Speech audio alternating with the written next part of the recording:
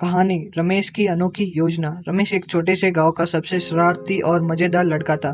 उसकी शरारतें पूरे गांव में मशहूर थी। लेकिन रमेश को पढ़ाई से इतनी नफरत थी कि कोई अगर उसे किताब दिखा देता तो वो तुरंत सर दर्द का बहाना बना लेता। रमेश के माता पिता उसकी इस आदत से परेशान थे, लेकिन रमेश को पढ़ाई की दुनिया से दूर रखने का कोई मौका नहीं छोड़ते थे। एक दिन गांव के स्कूल में मास्टर जी ने घोषणा की कि जो छात्र सालाना परीक्षा में टॉप करेगा उसे स्कूल से नई साइकिल मिलेगी। अब साइकिल का नाम सुनते ही रमेश के कान खड़े हो गए। वो साइकिल चलाने का बहुत शौक था, लेकिन उसके पास खुद की साइकिल नहीं थी। उसने ठान लिया कि इस बार वो साइकिल जीत कर ही रहेगा। लेकिन यहाँ एक समस्या थी।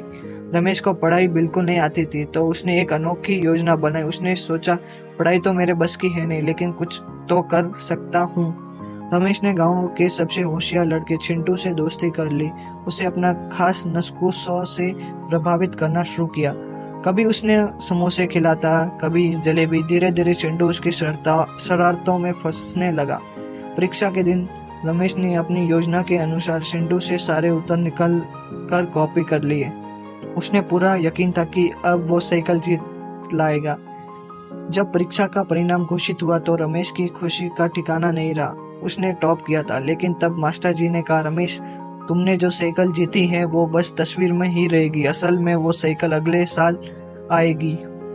ये सुनते ही रमेश के चेहरे की सारी खुशी गायब हो गई। पूरा गांव हंस पड़ा और रमेश भी खुद को हंसने से रोक नहीं पाया। हालांकि इस मजेदार हादसे के बाद रमेश को ये समझ आ गया कि मेहनत का कोई शॉर्टकट नहीं होता।